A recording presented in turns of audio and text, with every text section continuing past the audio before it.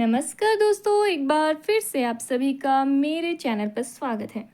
तो आज की इस वीडियो में हम भारत में कला का उद्भव तथा विकास पढ़ेंगे, जो कि बीएड का drama and art in education book का टॉपिक है। तो वीडियो को लास्ट तक जरूर देखें और अगर वीडियो पसंद आए तो वीडियो को लाइक, शेयर और सब्सक्राइब करना बिल्कुल ना भूलें। तो शुरू करते हैं। भारत में कला का उद्भव तथा विकास, origin and development of art in India. तो सबसे पहले देखते हैं कि कला क्या है। कला एक ऐसा माध्यम है जिसके द्वारा व्यक्ति अपने अंदर छिपे भावों की अभिव्यक्ति करता है। तो कला क्या है? कला एक ऐसी चीज़ है जिससे मनुष्य जो हो अपने अंदर जो भी उसके भाव होते हैं, विचार होते हैं, उसे जो वो एक्सप्रेस करता है, या तो चित्र बनाकर करेगा या नृत्य के तरीके से या संगीत से। वो क्या है? कला है। चित्रकला, मूर्तिकला, वास्तुकला, संगीत और साहित्य, इन पांचों को ललित कला, फाइन आर्ट के नाम से जाना जाता है।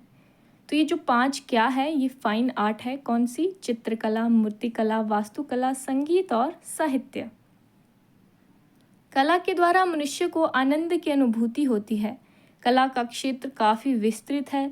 भारतीय शास्त्रों में 64 कलाओं का उल्लेख मिलता है।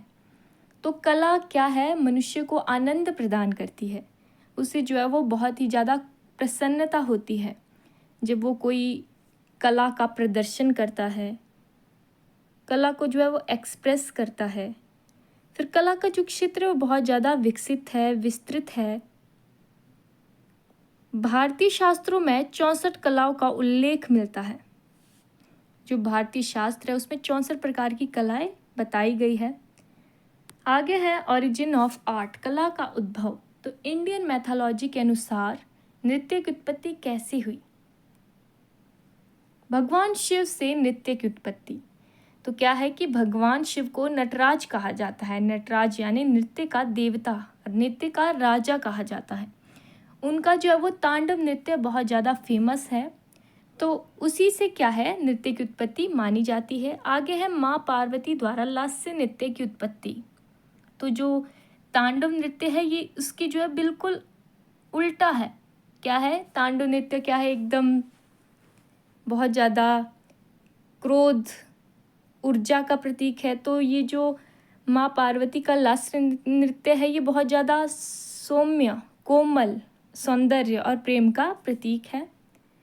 तो इसका जो है वो वर्तमान में भरतनाट्यम, कथकली इत्यादि जो है वो इसके रूप है।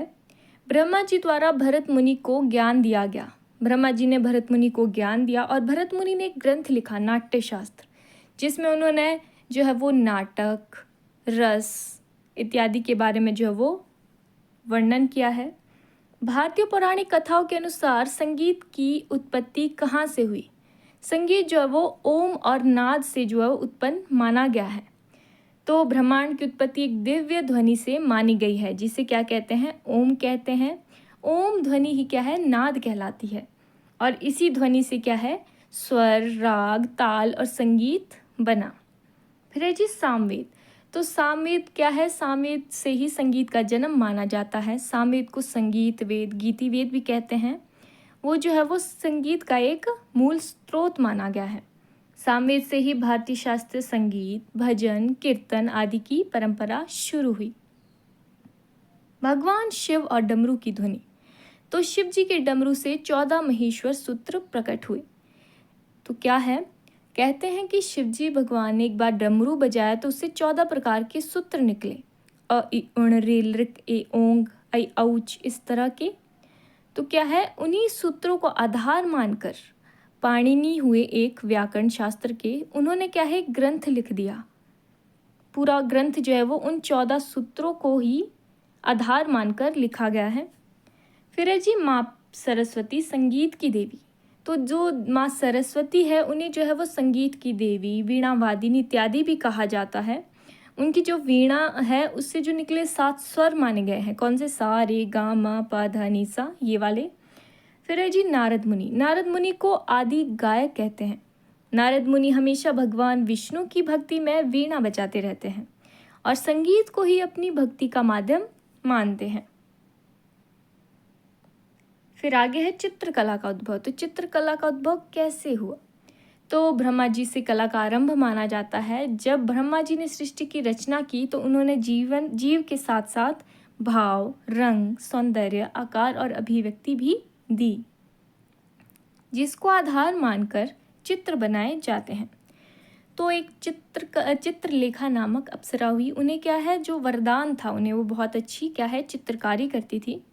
तो उन्होंने क्या है, अपनी सखी उषा को जो है वो अनिरुद्ध, जो कि भगवान कृष्ण के पोते थे, उनकी तस्वीर बनाकर दिखाई थी कि ये जो है वो अनिरुद्ध है।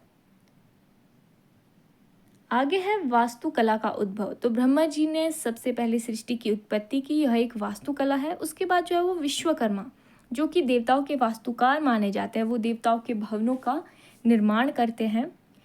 उन्होंने क्या है स्वर्गलोक, सोने की लंका, द्वारका नगरी इत्यादि जो है वो भवन बनाए हैं। यहीं से वास्तुकला की उत्पत्ति हुई।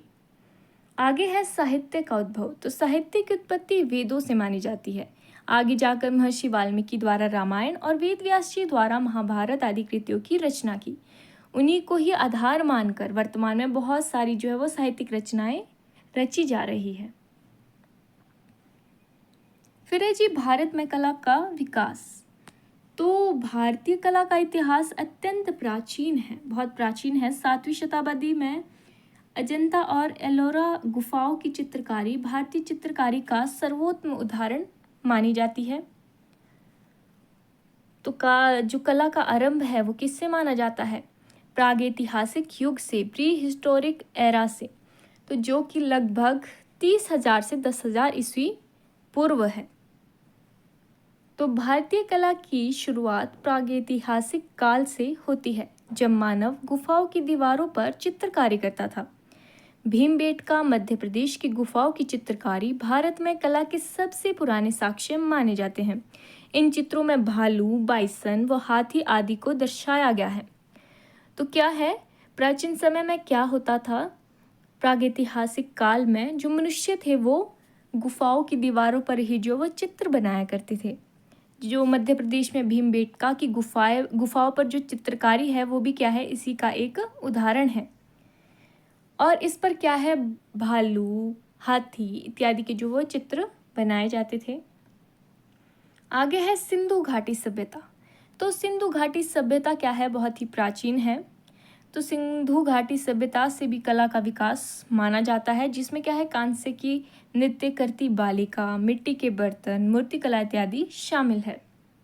फिर अब बौद्ध धर्म का जो है वो कला पर क्या प्रभाव पड़ा? तो बौद्ध धर्म के उदय के साथ मूर्तिकला और गुफा वास्तुकला का विकास हुआ। अजंता और एलोरा की गुफाओं में पाई जाने वाली चित्रकारी बौद्ध धर्म से संबंधित है, ये उसी काल में हुई थी। आगे है हिंदू धर्म का प्रभाव। तो हिंदू धर्म ने भी मूर्तिकला और मंदिरों के निर्माण को बढ़ावा दिया। मंदिरों में तरह तरह की कलाकारी की जाने लगी। फिर है मुगल काल का प्रभाव। तो मुगल काल का प्रभाव कला पर बहुत अधिक पड़ा।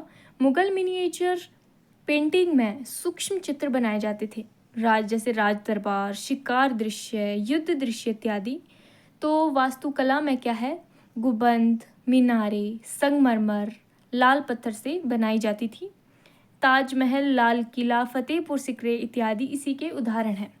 तो प्राचीन काल में क्या थे, जो मुगल थे वो क्या है, संगीत भी, जो संगीत, नृत्य इत्यादि उन्हें बहुत अच्छा लगता था।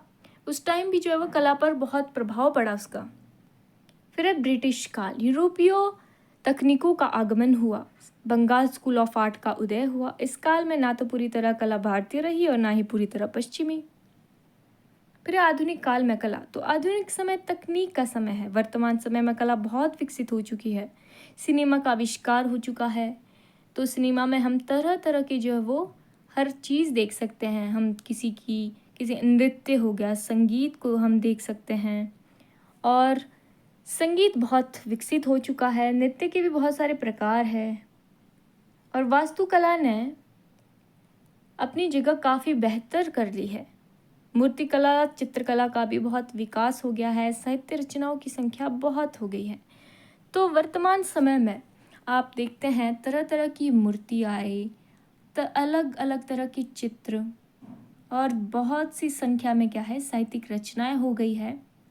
और भवनों की भी जो वो बहुत सी उसमें कलाकारियाँ की जाने लगी है।